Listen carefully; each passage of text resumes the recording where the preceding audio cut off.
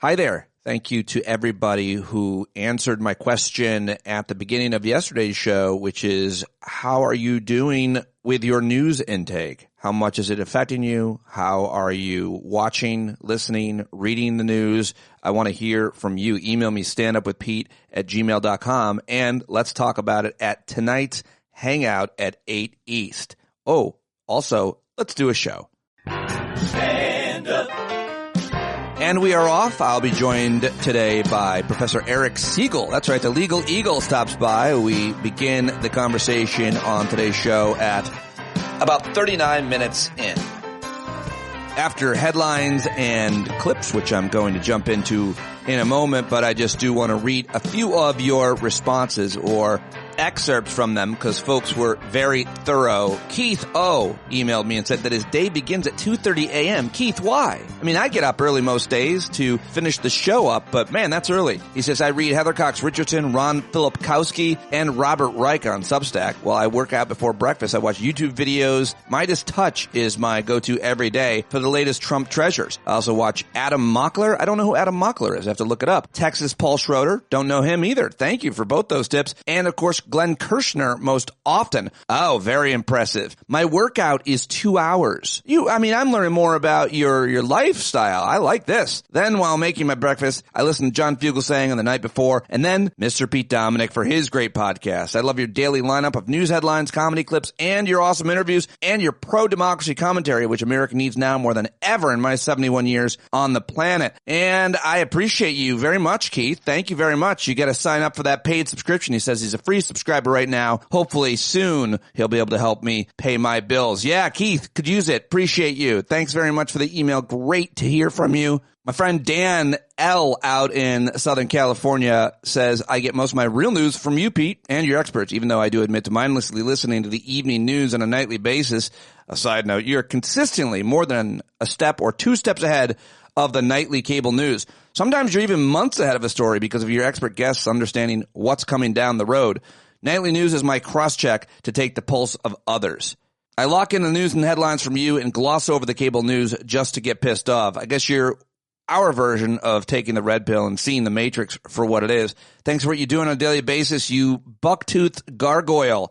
It keeps us informed and sane. Dan. Love you, Dan. Thank you.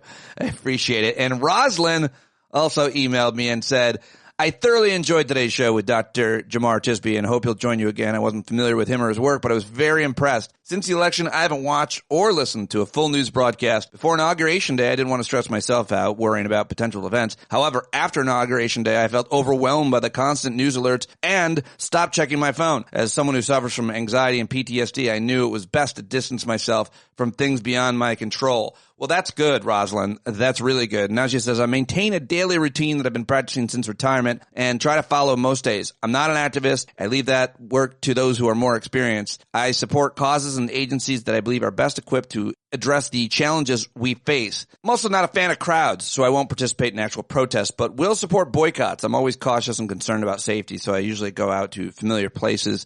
As for social media, I check Facebook, stay updated on birthdays, photos from friends and family, and other relevant content. Spend about 30 minutes a day there. I don't use X, but I occasionally check Blue Sky if someone mentions it on Discord. Most of my news consumption comes from your show and the people in the Discord chat. Well, there you go. Rosalind, thank you very much for that. That's really good suggestion to check into Discord for all of us that are sharing links in there.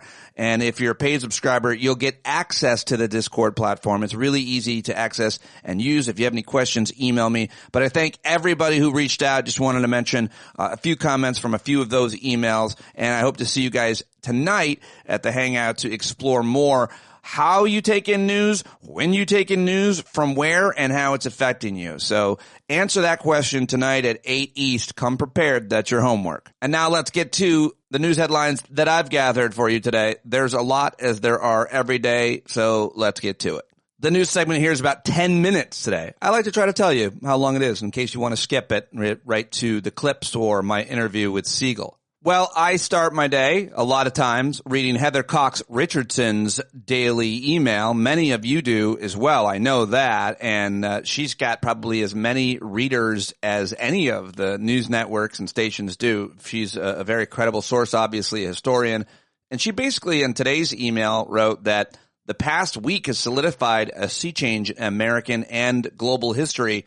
And she's referring to the United States of America's reversal on Russia and basically changing our stance away from them being an adversary and to them being a friend. She writes, she quotes Sarah Longwell of The Bulwark saying, "Be clear what's happening. Trump and his administration, and thus America, is siding with Putin and Russia against a United States ally."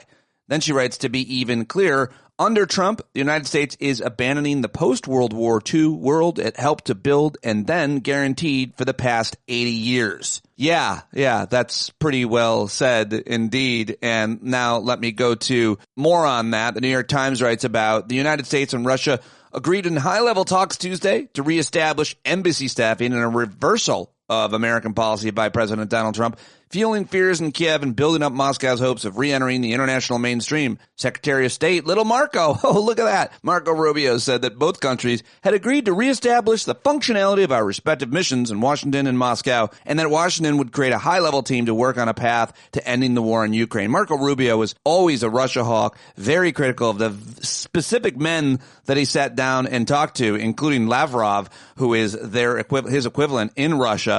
And he got rolled by them because they're seasoned veterans of negotiation, and he works for Trump and has no idea what he's doing. Hours after discussions concluded with a commitment to continue talks, Russia launched a major missile and drone barrage. I mentioned this yesterday. I mean, one of the most outrageous and audacious tactics that Trump and MAGA employ is casting victims as aggressors. From Ukraine to trans kids, they do it on every issue and argument, and it just takes your breath away. We got to keep fighting because there's no other choice. But I mean, that's exactly the tactic that they do and use all the time. And to make Ukrainians look like terrorists and call Zelensky a dictator, I believe is exactly out of that playbook. So that's a big story yesterday. Certainly want to mention that. It continues to unfold. And now let's get to some other stories I've gathered for you. Let's see. Environmental groups have filed a lawsuit to block Trump's offshore drilling plans. Civil rights organizations have filed a lawsuit to block Trump administration's series of orders that target diversity, equity, and inclusion programs. Also yesterday, Trump signed an order seeking ways to protect access to IVF. So I think that's good because some on the right wanted to get rid of IVF, so we'll take it. Trump also said that Medicaid won't be touched because Republicans want to cut it by hundreds of billions of dollars. He then came out and supported a Republican budget that cuts Medicaid. So that's a little bit of a rope-a-dope, a contradiction. He probably has no idea. Also, want to mention the measles outbreak in rural West Texas is not now contained just to rural West Texas that anybody could have predicted. There have 58 cases as of Tuesday. Now, 8 people in neighboring eastern New Mexico have also been diagnosed with measles. I'm pretty sure all of them are unvaccinated. Doesn't mean you can't get measles if you are vaccinated, by the way. I was talking with Dr. Zatz about that yesterday. Technology billionaires Elon Musk and Mark Zuckerberg are not liked by most Americans, according to a new polling out this week. The Pew Research Center released its findings on Wednesday, indicating that Musk and Zuckerberg are viewed more negatively than positively by the majority of Americans. Musk, who currently leads the so-called Department of Government Efficiency, has been criticized in recent weeks for his efforts to upend the federal bureaucracy through large cuts and mass firings. I think I'm reading that from the New York Times as well, my notes here, but has been criticized? People are in the streets. We're losing our minds. If you hadn't listened to my interview with Gil Duran yesterday, you gotta hear that one. Do that next or even stop now and go right to it. A lot of people are talking about my interview with Gil Duran. I've posted it on YouTube as well, youtube.com/standupwithpete. Go watch it there. Very important. I learned a lot from him and read a whole bunch more about him before and then after, and the people that he suggested in that interview. I highly recommend it. Back to the news headlines, where the bad man sparked an avalanche of criticism yesterday when he accused Ukrainian President Volodymyr Zelensky of being a dictator without elections who has done a terrible job. But now even Republicans are criticizing him, so it'll be interesting to see what happens with that. Will they fall in line? Will they continue to criticize him? Who knows? We'll see. But we did hear from the Ukrainian president himself. He spoke out for the first time since Trump smeared him as a dictator responsible for the deaths of millions on Wednesday afternoon. He urged the world not to be deceived by Russian dictator Vladimir Putin. So he's basically criticizing Trump by criticizing Putin. Trump's attacks on Zelensky have been roundly criticized. Voices on the left and right pointed out that it was Putin who started the war between Russia and Ukraine, as well as his country as a despot. So, yeah, going to continue to see a lot of that. Even the UK's conservative leader has rebuked Trump over attacks on Ukraine. The leader of the United Kingdom's Conservative Party, Kemi Badenoch, who is a black woman, by the way, issued a direct response to President Trump over his criticism of Ukrainian president. She said, President Zelensky is not a dictator. He is a democratically elected leader of Ukraine who bravely stood up to Putin's illegal invasion. Under my leadership and under successive conservative prime ministers, we have and always will stand with Ukraine. She went on to express her agreement with Trump's claim that Europe should do more for Zelensky's country. Also yesterday, the bad man moved to end New York's congestion tolls because he is a king. He liked himself to a king on social media. That's right. He declared that yesterday afternoon that congestion pricing is dead. This new policy put in effect by New York State. His administration said it intended to revoke the federal approval of New York City's new tolls. He's campaigned on ending the program, which for the last month has charged drivers $9 to enter the busiest streets. It's become overwhelmingly popular, I think, for most people. Not everybody, but certainly I think people are understanding why it's effective. It's an interesting public policy to watch play out for a lot of different reasons. So I don't know what's going to happen with that. What will happen? What will happen with New York City's mayor as well? He might be gone by the weekend. We'll see. At the FAA, the bad man said that no one at the FAA with a critical safety position, well, Trump didn't say this, but the administration says that no one with critical safety position has been fired as it cuts the federal workforce. But some FAA jobs that were eliminated had direct roles in supporting safety inspectors and airport operations, according to their union and former employees. Let's head over to the IRS, which started laying off more than 6,000 people today, according to 3 people familiar with those plans. Are you filing your taxes this year? I'm thinking about maybe just holding off for a few months and seeing what happens. I don't recommend it. I'm not suggesting it, but I'm going to talk to my accountant and he's going to tell me to do it. But he's going to tell me to file, of course. But I mean, it just seems a little bit distasteful to send your money to the federal government and to this IRS. The director of data science and engineering for the United States Digital Service, which Elon Musk has now rebranded as Doge, resigned from her position yesterday. She said, I do not believe that Doge can continue to deliver the work of the United States Digital Service based on their actions so far. So another high-profile resignation.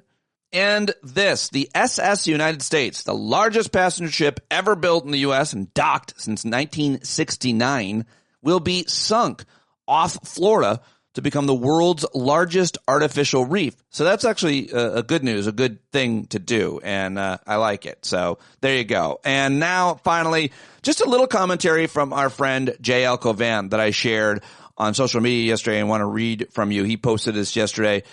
Here's the truth about America, J.L. writes. A vast majority of this country does not care about values, norms, traditions, integrity, or decency. We're living on the values, wealth, and power that previous generations built. As a nation, we are Donald Trump. As we became more isolated and tech allowed and encouraged us to sit in ever more self-indulgent isolation, we do not have the critical mass of morals, community-driven care, and high-minded principles to reverse what Trump has and will do, except for one thing. As I've said repeatedly, Trump will not be able to demonstrate restraint, as he's an impulsive and insecure animal. He must simply continue to debase our country and the people in it until it reaches the selfish holes we live in physically and morally and feel those holes are threatened and harmed. Then we will do what a selfish people do. Put someone in to stop Trump and his damage until doing the right thing stops satisfying our selfish cores. JFK, FDR, Lincoln, the words that inspired prior generations won't work on our people. I mean, I think there's a lot of truth to what JL is saying in that, and I wanted to share it and see what you thought. There you go. All right, now it is time for your clips. Let's start with the Republican Majority Leader. I play this because I don't often play him. I haven't heard a lot from him, but they did a little presser yesterday in front of the microphones. His name is John Thune from South Dakota. I thought the questions that were asked by reporters were pretty good. I think you can hear them, but here is clip number 1 from Senator John Thune yesterday. He was asked by a reporter if he would agree with the president that Volodymyr Zelensky is a dictator. Would you call him a dictator, Senator Thune? Listen to him try to squirm out of this one. The president speaks for himself. Oh. Would you call Ukrainian President Zelensky a dictator, as President Trump has? Well, I like I said, the president speaks for himself. What I want to see is a peaceful result, a peaceful outcome. And I think right now there's a negotiation going on, and let's see where that ultimately leads. Hopefully it'll get to the outcome we all want to see. Senator John Thune, no spine, no backbone. Can't even say I don't agree with that. Can't even say that about Zelensky. Unbelievable. Here's more. I think this is CNN reporter Manu Raju pushing him on this, rightly so, on this issue. You have long supported Ukraine, aid to Ukraine. Are you at all concerned about the president's rhetoric blaming Ukraine for starting the war and calling for elections in Ukraine, which is what Vladimir Putin is calling for?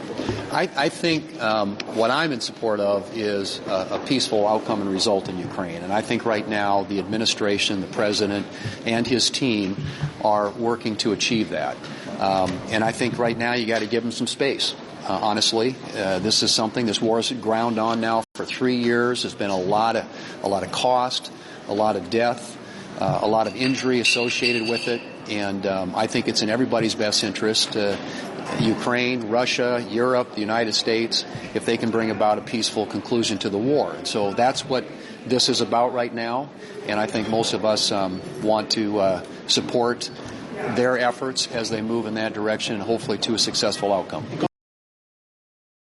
All right. He said the same thing, and he said nothing. But this is a really very specific question asked by a reporter asking him about South Dakota farmers, his constituents, farmers in his state that are being directly negatively impacted already by Trump administration policies. And you're fond of saying that agriculture is the lifeblood of South Dakota. Right. Yet your farmers, already struggling, are now facing additional headwinds, including contract freezes, staff firings, including inadvertent ones or accident ones affecting bird flu responders, and also the interruption of overseas food aid that they depend on. So how does all this make sense when food prices are already through the roof, and when support for downsizing the government could be on the chopping block as the damage from this purge builds up? Well, look, I think we all know that the administration, the new administration, is giving a very careful scrub to the government, to all the agencies of the government, to figure out how we can do things more efficiently and save money for the American taxpayer. It's important in doing that you don't undermine important services. In many cases, as you point out, there are some that affect my state. There are some that affect all of my colleagues' states around the country. And we will work with the administration as they move forward to ensure that important services that have to do with health and safety, for example, are protected and preserved. But I think we all understand that this government, federal government, is long in need of the kind of scrub that is being done to figure out how we can do things better. And I think most of us support that effort. And we will, with our individual states, respond to the administration if there are things that we think that need to be addressed that perhaps they're not considering as they make some of these decisions. But at the end of the day, the American people, I think, demanded in the election that we have a smaller, more limited, more efficient federal government that costs less and delivers the important services that they expect their government to deliver. Thank you. Oh, he's so screwed. I mean, people are going to revolt. At least I hope they are in his state and elsewhere. All right, let's go to CNN and listen to Jake Tapper open his show talking about the issue of the day, Trump and his administration siding with Russia over Ukraine in pretty much every way possible, both rhetorically and policy-wise. clearly trying to change American public opinion, which he has already had a great deal of effect on, away from the West and Europe and towards Russia, which is exactly what Putin has tried to get leaders across Europe to do over his entire tenure as the dictator of that country. Begin today with President Trump seeming to upend the domestic and global world order. Let's start with the global world order.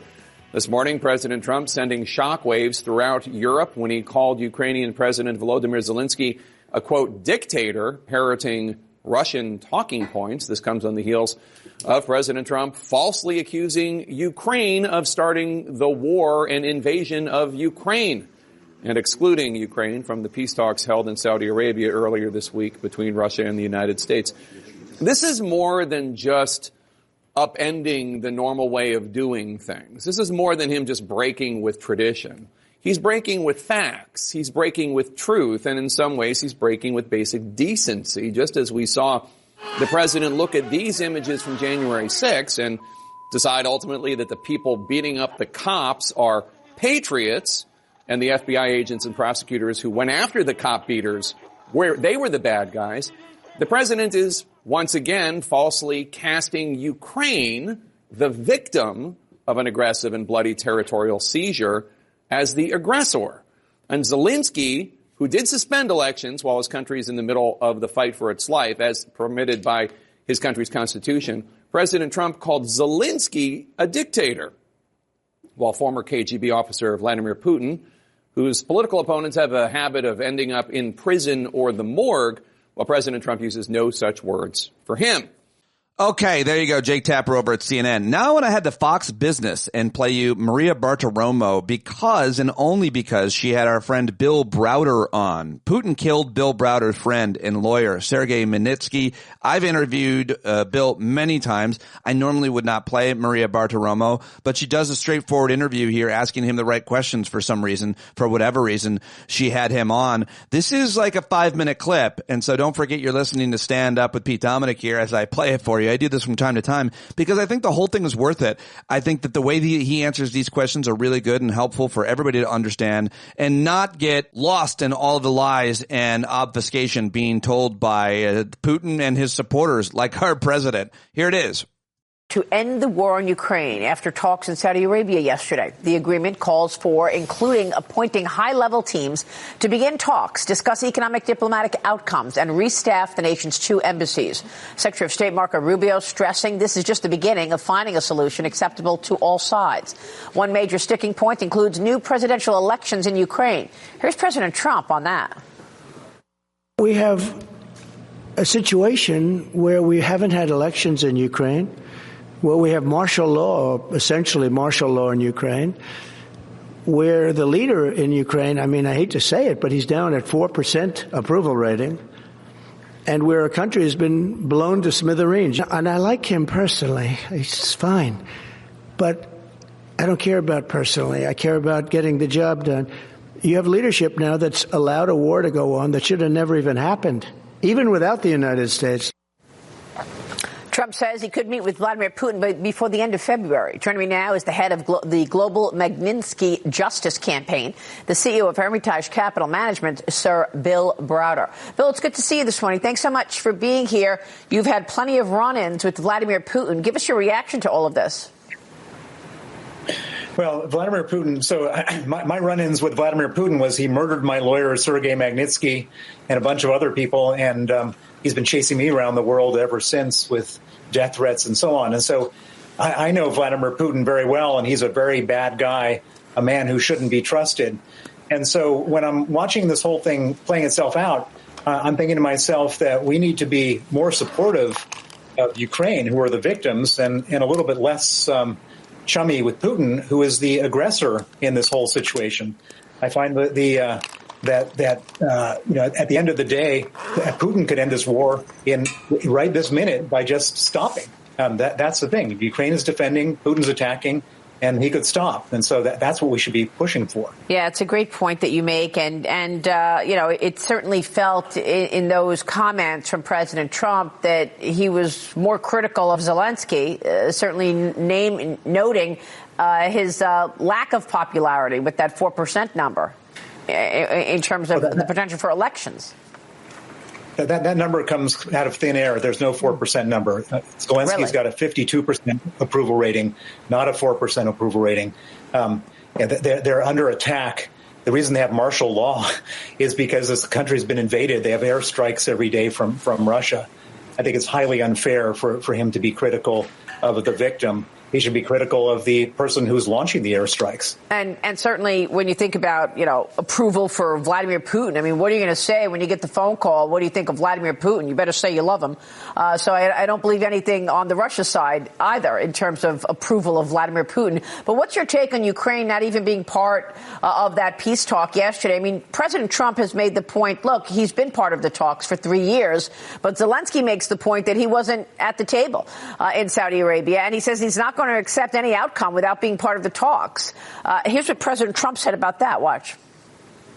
They've had a seat for 3 years, and a long time before that. This could have been settled very easily. Just a half-baked negotiator could have settled this years ago without the loss of much land, very little land, without the loss of any lives, and without the loss of cities that are just laying on their side. What do you think, Bill? Zelensky later canceled his own scheduled visit to Saudi Arabia following the talks.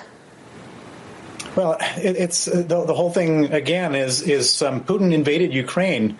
Putin thought he was going to win in 3 days, and he didn't. And why didn't he win in 3 days? Because the Ukrainians bravely fought back, and they said, we don't want you to invade our country. We don't want you to kill our men, rape our women, and kidnap our children. This was not a time for negotiation. This was a time for them to defend themselves.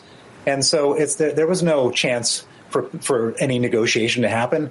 This was a brutal dictatorship invading a peaceful neighbor who didn't want to be invaded. And so I think President Trump is being very unfair to Vladimir Zelensky.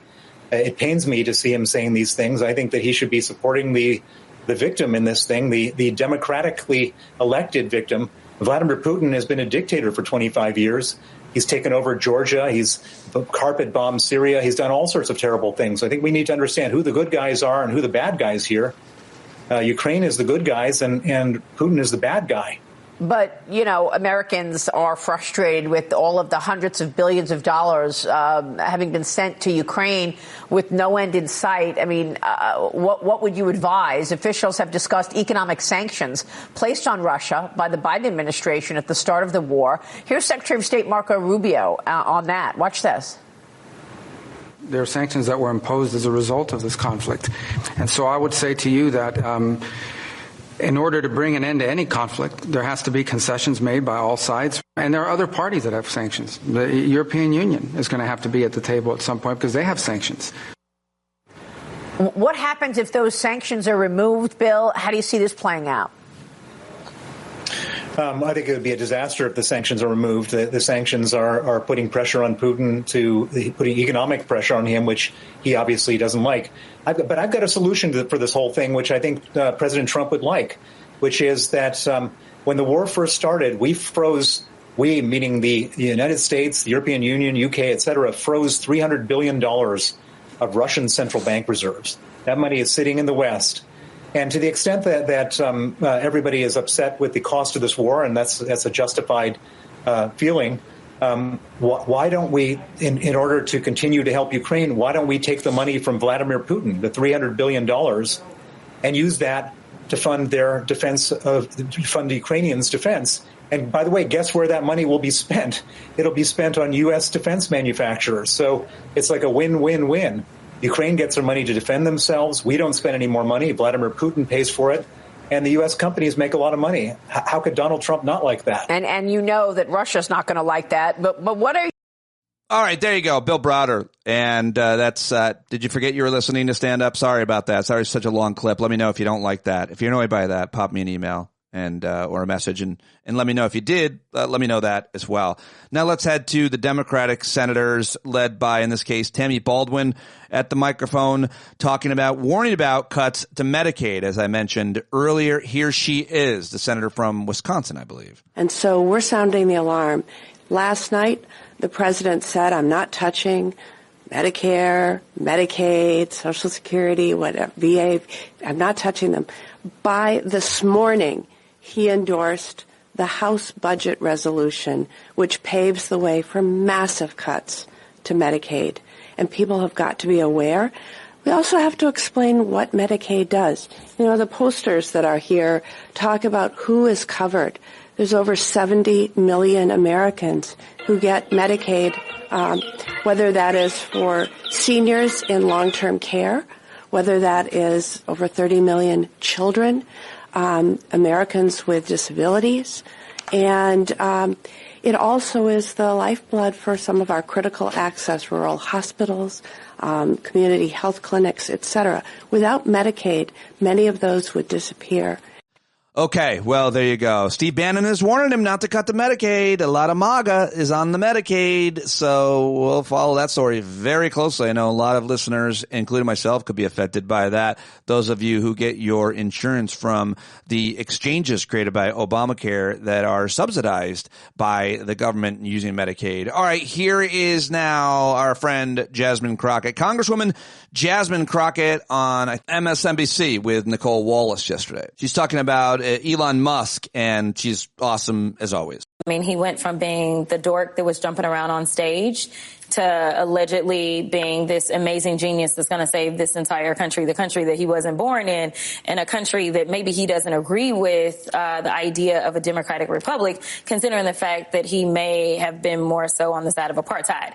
So, I am shocked. And I'm also shocked that MAGA, who is clearly a cult, would allow somebody else to come in and do anything. Now, what we've seen, though, is that Donald Trump's approval ratings still supposedly are kind of either going up or holding while Elon Musk is falling, right? So you've got the pushback of Steve Bannon. Like, the fact that I agree with him on anything in life really has me like, oh, yeah, we really are in the upside down right now. So I do think that there will be more hate that ends up being spewed towards him once people start to really wake up and realize, like, wait a minute.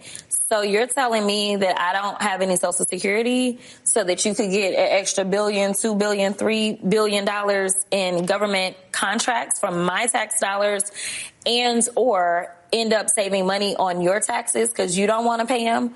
And I can't even find a job because we're headed towards a recession. That's what I want people to understand. I don't mean to be gloom and doom, but when you have somebody that is firing people from the 15th largest employer in the world, which is the federal government. And then when you are saying, let's kick out these amazing people that have actually contributed to our country in the form of building our homes, as you're complaining about the cost of homes. When you're talking about people that are going and working the farms, as you're complaining about the cost of food, as you're getting rid of people that are working on bird flu, and you're like, oopsie, didn't realize that's what you were doing. We are living with this incompetent administration that is literally driving us to a recession at warp speed. And all I can say is hold on to your money and make sure that you have a way to make money even if you lose your job, because there are people that believe that, oh, I don't work for the federal government, so I'm fine. But that's not the case. We just saw the Southwest Airlines did the biggest layoff that they have ever done in its entire existence. We continue to see private industries laying off. So many private companies rely on federal dollars.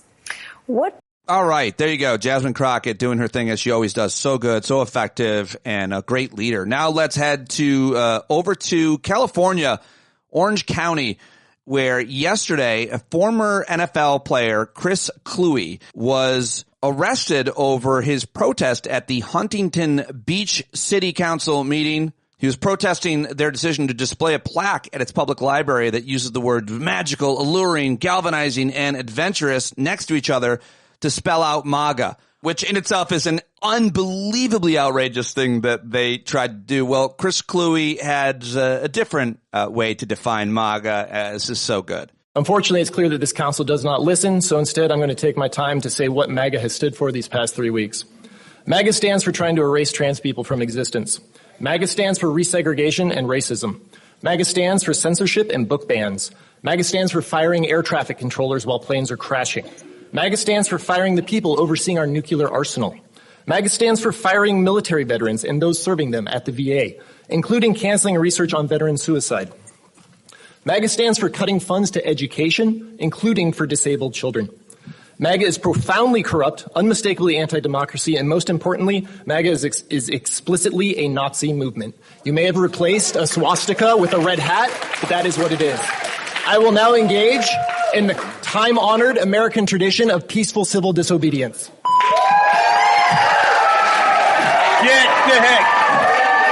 Get out. Well, they carried him out, arrested him, and he got out of jail like 4 hours later. But that was awesome. I love that. We need to see more of that. And thank you very much to Chris Cluey and anybody who goes to their town council meetings, their Board of Education meetings, and speaks out and has their truth heard. And the head of the flight attendants union, Sarah Nelson, who I've met and interviewed before, does just that yesterday at a rally. I think this is in D.C. She's real fired up and getting everybody there fired up, and I am here for it. It is really amazing to see all of you out here in the fucking cold saying, fuck you, Musk!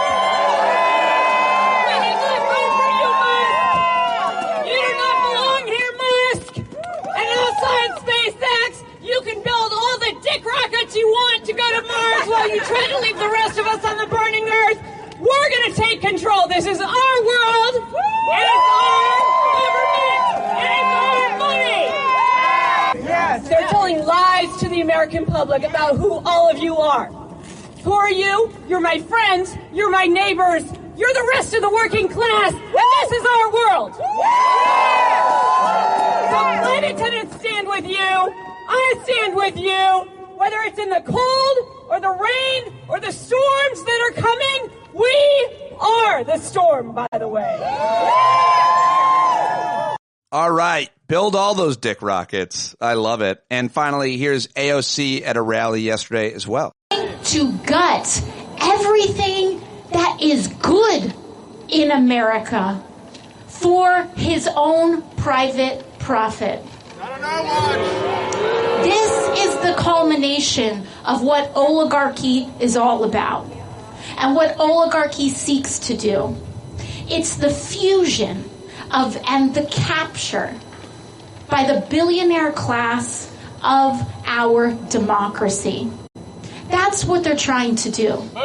All right, AOC yesterday, and now it's time for a comedy break. I've got all those stressful headlines and clips, and coming up, Dr. Gloom and Doom. It's Professor Eric Segall in just a moment. Let's take a little comedy break and head over to the CBS Late Show, which is still on. Trump has not removed Stephen Colbert yet, and so I'm happy and grateful about that. Take it away, Colbert. I love it. I just love being with you guys every day because it feels like every day we get news of yet another inexplicable, chaotic move seemingly bent on undermining everything we as Americans hold dear. And today is no different because KFC is moving its corporate headquarters from Kentucky to Texas. That is finger-licking. What is going on? What is happening? What's next? Jersey Mike's becomes Maine's Mickey's? Will Papa John step down as Pizza Pope? Burger King abdicates his throne to marry a common nugget? Because Kentucky Fried Chicken isn't just a name, ladies and gentlemen. It's part of Kentucky history. It was founded nearly a century ago in 1930 in Corbin, Kentucky. Even now, if you purchase KFC somewhere that is not Kentucky, legally they have to call it sparkling white chicken. What else? Oh, up in Washington. Speaking of chicken, up in Washington, our government is getting spatchcocked by Elon Musk and his post-pubescent pink-slip troopers. Now, naturally, the federal workers in their path of wanton destruction are experiencing anger, chaos, and confusion, which, coincidentally, are also the Secret Service code names for Trump, Elon, and Don Jr. Wow. All right, there you go. Stephen Colbert, CBS Late Show last night. And now it's time to get to my guest. It's Eric Segall, the legal eagle. You know him, you love him. Georgia State University constitutional law scholar, the author of two very important books, Supreme Myths and Originalism as Faith. Get them and read them both. Listen to his podcast, Supreme Myths, and follow him on social media. He's going to join us in Las Vegas for PODJAM. Get your tickets for that if you haven't gotten them yet. I should have plugged that at the top of the show and every show. Hope to see you out there. We've added the Ladies of the Hue. Very excited to have Karen, Vicky, Francis, and Kimberly joining us out there. It's going to be awesome. We're going to have the best time we can together, so I hope you can make it. Let's do it right now with Eric Segall, the Legal Eagle. It's time for the Legal Eagle. Eric Segall out of Georgia State University for, I don't know how much longer you'll be working as a professor. Let me look at my watch. Hold on. 5 minutes? 5 more minutes and he retires. Big party. It's going to be a big party. Surprise party. Who will be there? It'll be a lot of very VIPs. You will be the master of ceremonies. Oh, yeah. Me, Posner. Unfortunately, Dick can't make it, so. Oh, I'm sorry to hear that. Okay, so lots to talk with you about. It's been a couple of weeks. We keep missing each other, and my dad reached out. He said, was there no Sundays with Segall? He's disappointed that we didn't do a Sundays, but you were under the weather, and I'm very happy to see you today. I'm glad you're feeling better. Okay, lots to get to. Why are you tweeting or blue skying about Jair Bolsonaro, the former president of Brazil? I am. I wish the audience could see your face. You reposted a thing. Trump media sues Brazilian judge as court considers. What I'm saying is we talked about this before. So what the next move here, I think, or the next escalation sometime in the next few months is likely to be the high profile arrest of a visible Democrat politician or a visible celebrity or somebody like that. And if he does that, which I think he's likely to do, then we know that we are in a true state of crisis, like that America really hasn't faced since the Civil War. Yeah. Well, we're getting there. We're getting close, and there's a lot to talk about around it. But first of all, I think we've got to talk about developments on birthright citizenship and what's happening within the world of Supreme Court scholars. Who's flipping over to monarchy? So the thing about this issue of birthright citizenship is that it is a perfect reflection, Pete, perfect, of all the problems you and I have been talking about for 12 years now with fake originalism, with phony history, with both law professors, so I'll get in a little bit of trouble here, and judges using history in a way that is atrociously incompetent and wrong. So can I use the citizenship issue to make that point? Because I think it's important. Really. Yeah, no, I think that's it's a very easy issue to understand for people. So I think it is a good one. So we've always assumed, almost everybody, there are some outliers, that of course if you are physically born in the United States, then you are a United States citizen. The 14th Amendment basically says that the exception back then were for Native American children or adults whose allegiance was to the tribe in an official, formalistic, legal way, and the children of diplomats, because the children of diplomats who are here in America are not subject to the jurisdiction of the United States. A diplomat can't be arrested for murder or traffic tickets against his children. So that's an exception. But for everybody else born here, then we've always assumed, of course, if you're born in America, you're a citizen. Doesn't matter who your parents are, what they did, whatever. I don't want to go into, Pete, my friends Evan Bernick, my law professor colleague at Georgia State, Anthony Kreis, and another professor, Paul Gowder, are all writing this up in an op-edy kind of way. And it's easy and it's obvious. And Randy Barnett, who's a famous originalist, and Elon Werman, who is a less famous originalist at University of Minnesota, and Randy at Georgetown, both wrote this New York Times op-ed. And the whole point of that op-ed, for your audience, was to say the issues here are more difficult than maybe people think, or maybe Trump isn't wrong. It wasn't a positive case for a constitutional result. It was there were more difficult questions here than people think. But no, there aren't. They're wrong. And that's what I want to explain. Yeah. I didn't realize they published an op-ed in the New York Times that Randy Barnett and he co-wrote it? Elon Werman, someone I've debated 5 times on a national level. They both are originalists, but they're not. They just say they are. And this op-ed made a big splash because why is the New York Times publishing an op-ed saying Trump might be right about birthright citizenship? The point I want to make, Pete, is if you give creative, smart lawyers, or frankly, creative, smart anybody, 2 centuries or 3 centuries, from the 1600s to the 1800s, of events and history and data and all that to work with, they can come up with non-frivolous but obviously unpersuasive arguments for anything. For anything. This is what's happened in this country, and it began with broccoli. It all comes back to broccoli. If people don't like broccoli, now you're going to really hate broccoli. In 2011, Randy Barnett himself, along with a bunch of other fellow society professors, started saying, if Congress can make you buy health insurance, they can make you buy broccoli. That argument is unbelievably stupid for 55 different reasons. I don't have to go into all of them, but believe me, that argument is stupid. And everybody said that. Your friend, my friend, Dolly Lithwick, was on your show last week. Dolly, at the time, agreed to eat my book on air if the court adopted the Commerce Clause argument that you can't regulate, you can't make people buy health insurance. Now, she got out on a technicality because they upheld it as a tax. So she claims she didn't lose that bet. But she did lose the bet because the court went with this stupid broccoli argument that, Pete, was off the wall. And what I mean by that is a famous professor at Yale says there are some arguments that are so stupid no one takes them seriously until someone does, and then they get moved from off the wall to on the wall. Right. What Randy did is he made the broccoli thing a legal argument when it was absolutely completely ridden with holes that cannot be explained away. But a political judge bought it. So if one political judge buys a frivolous, stupid argument, then all of a sudden that argument is on the wall, and now we can talk about it seriously. But in this country, for the last 30 years, you can always find a political judge to say anything. So what's happening with birthright citizenship is there is clearly and obviously more persuasive historical answer if we're looking to history for our answer, which everybody seems to be doing. I wouldn't even take that step. I would say what's best today for America. But if you're going to say history provides us the answer here, Pete, it is clear to me that Mickey Mantle was a better baseball player than Roger Maris. Roger Maris had 1 year where he hit 61 home runs, but Mickey Mantle beats him in every other category known to man. Okay.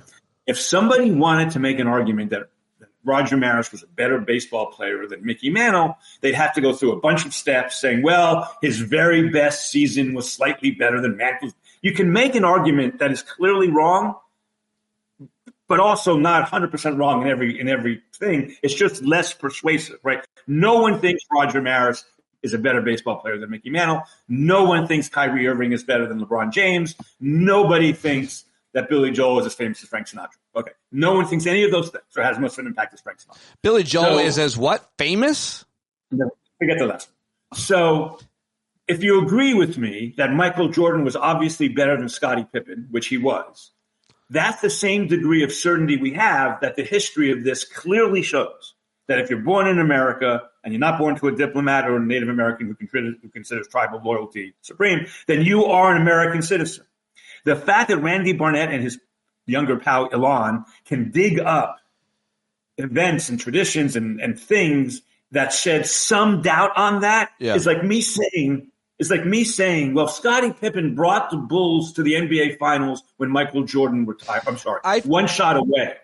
I feel like this is something better, almost better explained by the idea of cherry picking facts for your argument, because I've often read smart columns in the New York Times, and because I don't know the full story, if you just told me a few different things, that's why we call it your cherry picking, I would be convinced. I'm like, okay, well, that makes sense. I didn't realize that, not having heard your point of view, which is always why I want to get opposing opinions on, but that's not something I'm able to do.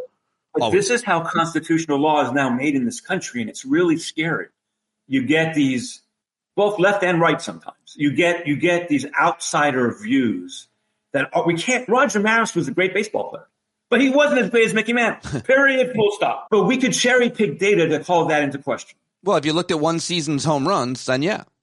And that's what Randy is doing here. He is cherry picking largely irrelevant, mostly incomplete data. And he doesn't even do it. It's exactly the same as colorblindness. So the court told us 2 years ago that every university in the United States that takes federal money, a state school, must have a colorblind admissions process, except for West Point, Coast Guard, and the Air Force. Okay. We know that the original meaning of the 14th Amendment wasn't that, because there were segregated schools when the 14th Amendment was passed, and everybody thought that was fine. There were laws passed in 1868 that gave money just to black people. So anyone who says as an originalism matter, affirmative action is foreclosed by the original meaning of the 14th Amendment is just wrong and stupid. Yet, which is why Justice Thomas, the only person to make that argument on the court, no one joined him. So Barrett and Gorsuch and Kavanaugh, and all of whom claim to be originalists, could have signed on to Thomas's originalist opinion, which Roberts doesn't mention originalism. But they didn't, Pete, because they knew how stupid it was. What's happening, though, is those stupid arguments that Randy and others make in op-eds are being used by judges in political cases for political reasons. That is what happened to broccoli. The broccoli argument was made fun of, and it was repudiated, and everybody thought it was stupid until a judge here in Atlanta adopted it. And then all of a sudden, then it makes sense. No, it doesn't. It's still a stupid, dumb argument, and it always was. The idea that a minority view of history can lead originalists to adopt anti-originalist rules that they like politically today is what's happening. And it's not just birthright citizenship, it is everything. And it's scary, dangerous, and wrong. And frankly, and I can be quoted on this, Randy should be ashamed. Okay, Randy should be ashamed. That's something you haven't lowered yourself to say about him or many others. So that's this op-ed is terrible. Yeah. It's just terrible. Well, hold on. Let's get to listeners like myself might wonder why we're focusing so much on this issue. But I think what you're trying to tell us here is this is an example of what they are able to do. This is why Georgia State University College of Law, where I teach, which sits 2 blocks from a hotel that in my lifetime went to the Supreme Court and said, we don't want to take black people. Don't make us take black people. Okay. That's a hotel 2 blocks from my law school in my lifetime. The idea that this country has ever been colorblind is absurd and stupid, not for 1 second, not since slavery, segregation, redlining, black codes, and all that stuff, and then affirmative action under Nixon. So they took this view of colorblindness that really is only a very minority disputed, not well accepted view, and made it constitutional law because a couple of law professors wrote op-eds and law review articles about it. Yes, this explains major questions doctrine. It explains all kinds of things happening. Minority views of history become originalism, even though they were distinctively minority views, if they are consistent with the justices' politics today. And that's what's happening. What's wrong with minority views becoming? Well, so in this case, we have a document that says that if you're born in the United States and subject to its jurisdiction, then you're a citizen. And we know what all those words mean. Now, subject to jurisdiction is where Randy and others are saying these kids are not subject to the jurisdiction of the United States because their parents are here illegally, and therefore they don't have any allegiance. That's all crap. And there's 1,000 historical reasons why none of that is true. Now, So the idea, Pete, is if we have judges overturning state and federal laws and defining who we are as a country, they should at least pay serious attention to the Constitution. There you go. This op-ed does not pay serious attention to the Constitution. It's just a wishful way of getting an idea out there that might prompt a political judge somewhere someday to buy a completely unpersuasive argument. They've lost the distinction between frivolous and unpersuasive. That's a big distinction. And I'm not saying even that Randy's argument is frivolous. What I'm saying is, it's clearly unpersuasive and clearly a minority distorted view and should not be the law of the land for that reason. Why are we talking about Supreme Court arguments and highbrow, important Supreme Court inconsistencies, contradictions, and nonsense here that's happening when the President of the United States is acting like a king? He even tweeted, "Long live the king," today. He got rid of, somehow he thinks, I don't know what's happening, this law just passed in New York City around congestion pricing. Right. He's appointed Elon Musk to a position normally would need Senate confirmation to do whatever the hell he wants. We have a co-president. He is doing all kinds of things unilaterally through executive orders. Courts are struggling to know what to do, how to do it quickly, and does it even matter? I feel like we should be talking more about our king and what he's doing the last few hours and days. Thank you for that monologue. It was well put and needed. Pete, since you and I last talked, which I think was 2 Sundays ago, I've done 3 public talks, and all 3 I've started off. One was at Emory and a couple of places, and all 3 I start off by saying, and a blog post I wrote 2 weeks ago, I did the same thing. This is all small potatoes today. Like I don't disagree with you. What we're talking about now is very small compared to what Donald Trump and his people are doing to our country. But the court played a major role in that. However you think Donald Trump would have acted in the face of a Supreme Court decision that says you can be prosecuted if you commit crimes, a Supreme Court decision that says you can't be prosecuted if you commit crimes, which is effectively what he's being told it says and what it basically says, that's going to enable him in ways. But more importantly, the entire way the court structured last term, you and I talked about, led to Trump's election.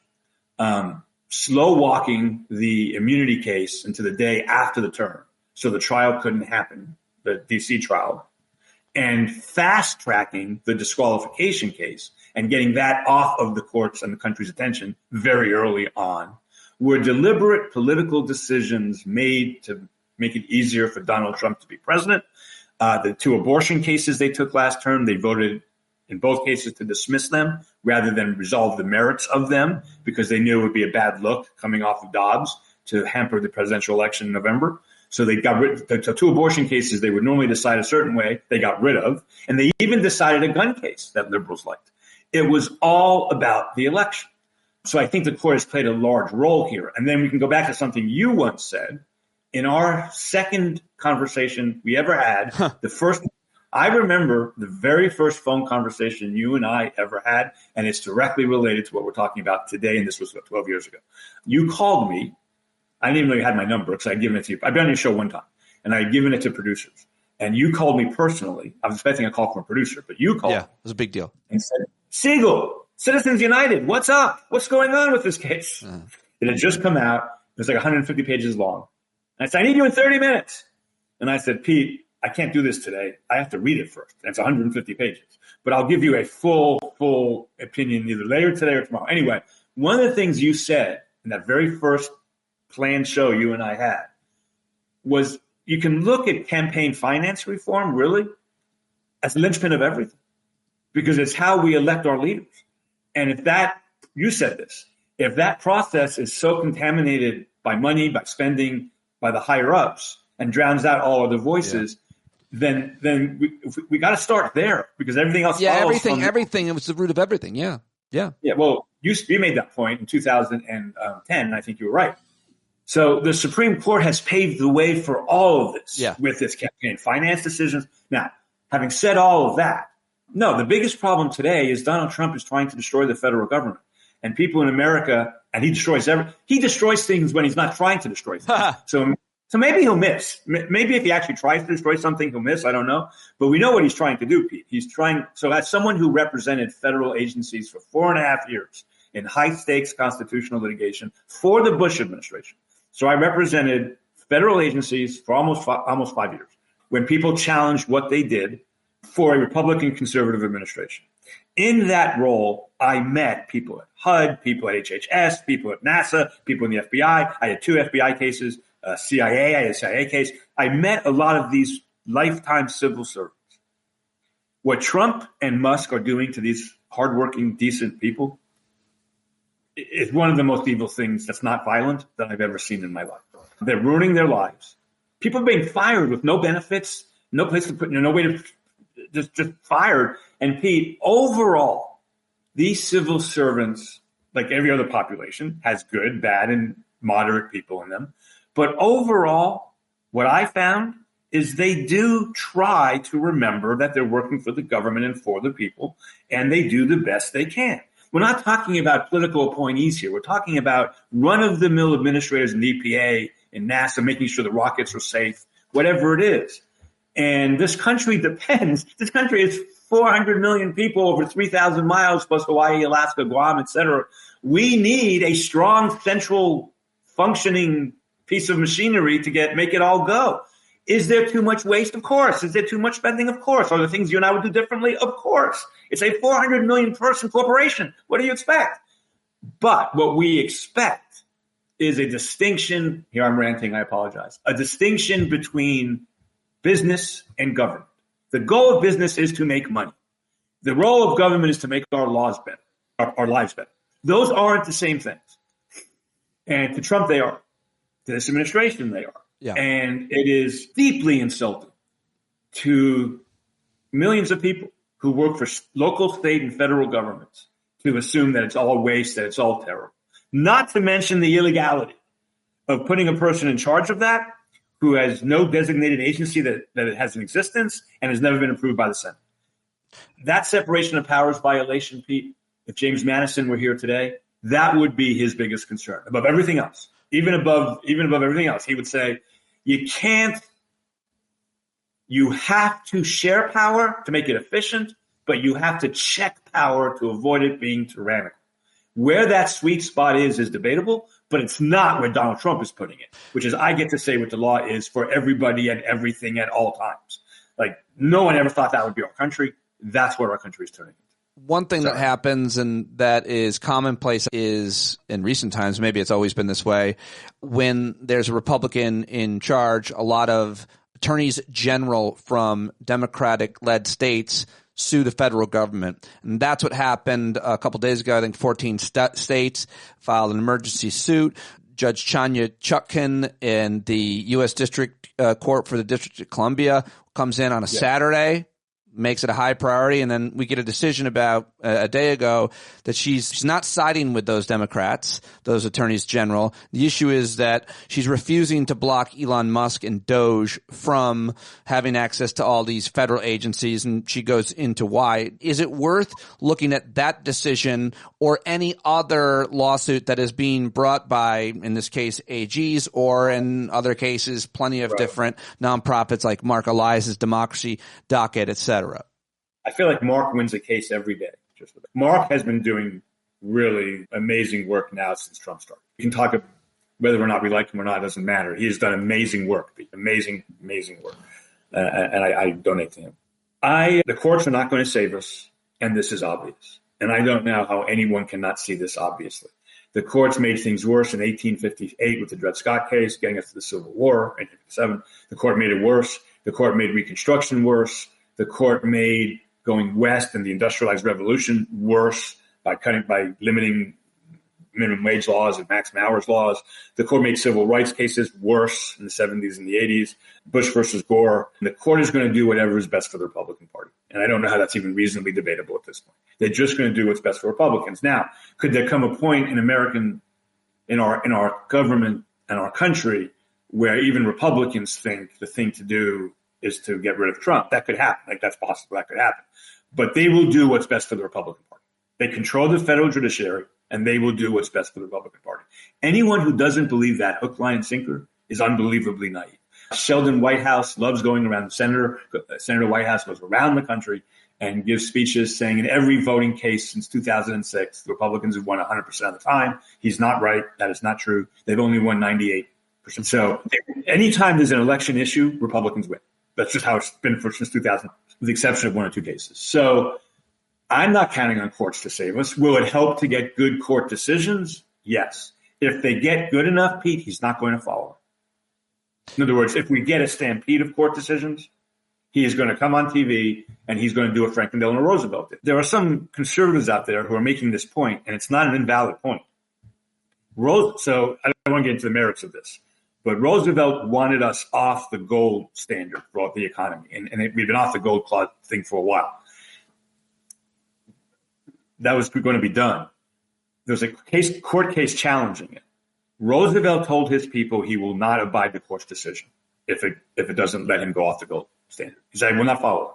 During World War II, we also executed some spies. It wasn't at all clear we should execute them. Roosevelt told his people, I will never turn these people over to the courts. I don't care what they say. This is on American soil. I don't care what they say. Lincoln did not follow Dred Scott.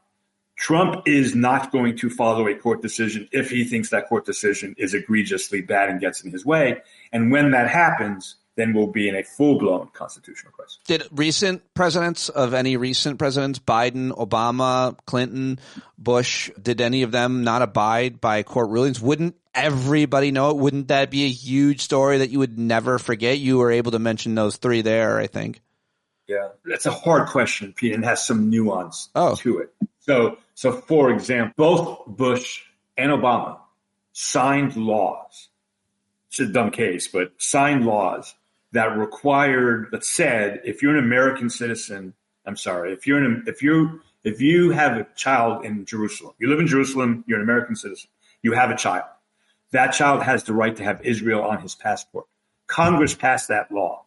Every president since World War II said that would be a disaster, and I'm not going to do it. I'm not going to put, if you're born in Jerusalem, you're born in Jerusalem, because we don't recognize Jerusalem as the capital of Israel. We recognize Israel, of course, and we recognize Jerusalem as a city, but we didn't until Trump recognized it as the capital of Israel. They signed these statutes that were defense spending statutes, and then said, but the part of the law that requires me to do this, I'm not going to do. Stop hitting the table. Sorry. Yeah. I think it's unconstitutional. Okay. Sorry. I think it's unconstitutional. In that sense, what they were saying is we're not going to do something Congress told us, and I think they were implying even if the court makes us do it, we're not going to do it. Now, it turns out the court sided with the president in that case. Oh. Had the court though sided with Congress, I think Obama might have said no. I'm not sure. But and Pete, I'm vulnerable on this issue because I wrote a year and a half ago that President Biden should not follow the Supreme Court's decision on student loan. Oh, interesting. I said the title of the piece was "Time to Start a Difficult Conversation." The court's decision in validating Biden's first student loan forgiveness program, to my mind, is illegitimate, and I recommended doing exactly what Alexander Hamilton said. So in Federalist Paper number 78, Hamilton which is the most important American piece of writing on the role of judges prior to the Constitution. It's Federalist number 78. It's where everybody goes. And in this piece, he's responding to a guy saying, don't ratify the new Constitution. They're still debating it because the Supreme Court's too strong, too strong, too strong. And Hamilton says the court's not too strong. It has no purse and no sword, meaning it has no money of its own and it has no army. And it must rely on the president's willingness to enforce its orders to be a working court. Hamilton said that. And what he meant by it is if the president doesn't agree, he doesn't have to enforce it. Well, isn't that just what Trump said the other day? If the president does it, it's not a crime. Isn't that what Nixon said? No, that's different. Oh, that's very different. It is one thing for the court to say to the presidency, what you are doing here violates the Constitution, so you can't do it. That decision is up to the courts. That is what the court said in the student loan case. You've made a decision. We're not going to let you do it. And then the president comes in and says, I don't agree that's constitutional. I don't agree what I did is legal, so I'm going to do it anyway. That's one scenario, Pete. A different scenario is the president kills somebody in cold blood on Fifth Avenue. Can he be charged for murder? Those are completely different things. One is a personal thing. One's an institutional thing. I am of the belief that we'd be a better country if the court acted the way the Supreme Court of Germany sometimes acts, which is this is our holding today. We think you've gone out too far on the student loan program. We think what you're doing is questionable. We think it is. We might even think it's illegal, but we're not going to stop you from doing it. We're going to hope that you take our opinion into account and proceed accordingly. That's how most countries in the world worked, Pete, until World War II. Other than us, no one had court striking down law until World War II. That's not a bad system. Huh. Abortion in Germany, the law of abortion in Germany today is a dialogue between the courts, the people, and the legislature. All right. Well, I'd like to hear more in debate about other country systems. I think that we're at a different place at the moment. So coming back to the present, I got to just ask you a couple more questions while I got you here to help me understand a few things. The headline this morning, Trump orders Justice Department to fire all U.S. attorneys appointed by Biden. President moves to clean house, comes as Attorney General, works to implement administration's political agenda. Okay, so this is not illegal. Like this is No. In fact, when a new president of a different party comes in, U.S. attorneys have a tradition; they resign. Now, what happens is you get mass resignations, and then the president doesn't fire everybody because you can't lose everybody. But what happens in all administrations, right, at all times. But what Trump is doing is different. He is making revenge part of his active platform. Oh, that's his daily routine is revenge. He gets up, he has a pad, and he just crosses things off and people off. And that's new. But Pete, going back to the question you asked me, and the only question I'm really competent to answer about all this, what is the court's role here? What can courts do? Hopefully, lower court judges will write scathing opinions saying this is nonsense, and that's what's happened so far. On the birthright citizenship, the lower court judges are like, get this out of here. This is frivolous and wrong and obviously stupid. The question is, what issue will Trump pick, if any, to make his stand not to follow the court? And I'll tell you one that may come up that I'm really worried. Yeah. Some crazy state in the Midwest or the South decides we no longer allow same-sex marriage in the state. Now, gays and lesbians have a constitutional right as of today to get married on the same terms as heterosexuals. So how would that play out? So the Supreme Court of Alabama upholds a decision denying same-sex marriage. And that case gets appealed to the Supreme Court of the United States. And you would think the answer there would simply be this violates Obergefell and violates Windsor, and same-sex marriage is a right and you have to do it. But let's say the court does that, which, by the way, I'm not sure it would. But let's say the court does that and reaffirms, no, we decided in Obergefell that same-sex marriage is protected. I'm banging the table again. What happens next? The only way those people get their marriage certificate is if the if the president sends in the National Guard and literally does the paperwork, or makes the people in Alabama do the paperwork to get them married. That's what Eisenhower did when Arkansas said, we're not going to follow Brown versus Board of Education. We're going to keep segregated schools. And Eisenhower calls in the National Guard. What made that work was Eisenhower calling in the National Guard. So if a red state... Do you think Trump's going to call in the National Guard to enforce same-sex marriage? Why did you pick same-sex marriage? Do you think it's a likely? No. I think it is unlikely the court. Just as an example for us to understand. Sure. My point is, even if the Roberts Court stays firm on that issue, yeah, which is unlikely, by the way. But think about it this way: if Trump does that, if that's pulled off, if Arkansas does that or Alabama does that, and Trump does not enforce the court's decision, then that sets the precedent of a president not enforcing a court decision overtly and plainly for all to see.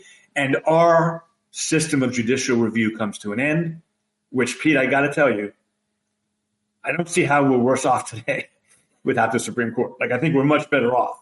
Take all the decisions, everyone they've ever issued. I think we'd be much better off without the Supreme Court doing what it does. You and I have talked about that before. Yeah, I don't know what you mean by that in how that... on balance, it's been a net... On balance, I understand what you mean by on balance has been a net negative, but I don't understand what in real time, real life America in 2025 it would. Well, so what happened in 1958 is really instructive. Arkansas makes a cockamamie, frivolous legal argument as to why it's not bound by Brown versus Board of Education. The Supreme Court unanimously comes in and says, yes, you are. You are bound. And all 9 of us are signing this, which never happens. It's very rare all 9 justices agree and sign on to the same opinion. Big statement by them. That statement would have been irrelevant if Eisenhower had said, I agree with Arkansas. Right, exactly. I understand. The point of this exercise is to tell your audience what I've been telling my con law class for 34 years. We are always this close to constitutional crisis in that sense. Nixon gave up the tapes in Watergate. If he didn't give up the tapes, we would have had a constitutional crisis. Closer to home, Pete, the congressman from Harlem in 1968, Adam Clayton Powell, who the House refused to sit because he committed some crimes, which, by the way, he did. The Supreme Court eventually rules Adam Clayton Powell was wronged and deserves damages for the 2 years they didn't seat him because that violated the Constitution. The House of Representatives said, we will not abide by this court decision. Now, Adam Clayton Powell dropped the case, so no crisis happened. But if Adam Clayton Powell doesn't drop that case, we have a crisis. Trump is going to precipitate this crisis. You know he is, because he's great at precipitating crises. And you mentioned marriage equality, which I think is really interesting as an example, but it seemed like they're doing some pretty wild Gilead, like Handmaid's Tale stuff with women's reproductive rights in terms of charting women's menstrual systems and so on, imprisoning doctors who prescribed the abortion pill to patients in other states. I think it was Louisiana or Texas, was it? New York and Louisiana. So, what about an example? When you think about women's reproductive rights, what are your biggest concerns for? Well, Trump is not going to pick that issue because that issue doesn't poll well, and he knows it. Like, he knows He knows anti-choice doesn't help the Republican Party. Right? Yeah, but he's not. But I realize that you say. I'll give you one. I'll give you no, one. Hold on a second. I realize that you say he's not picking that issue, but in your earlier example, it was a far-right Christian nationalist state invalidating marriages. Why wouldn't one of those states do something on women's reproductive freedom? They have, and they might. And why are you saying Trump wouldn't pick then? It's not him to pick. It's the red state. You're saying. I'm saying no. What I'm saying. Let's say. No, I'm sorry. Either I didn't speak clearly or something happened. I just misunderstood. Let's say eventually the court holds that southern states cannot make it illegal to travel out of state to get an abortion. Some states have passed laws saying you can't even leave our state to get an abortion. And let's say the Supreme Court decides that violates the right to travel, which I think the court would hold that, by the way. So let's say that violates the right to travel. Okay. Now a state arrests somebody for doing something the court says is constitutionally protected. What are we going to do? Well, the federal marshals have to come and get the guy out of jail.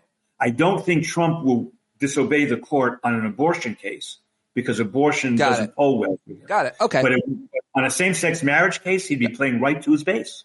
Right to his base. That explains it very clearly. All right. I got to let you go. I know. Thanks, man. Listen, I know this is all depressing. I'm sorry. I do want to say that for people who come to Las Vegas to see us, you and me a little bit, I plan on being only fun.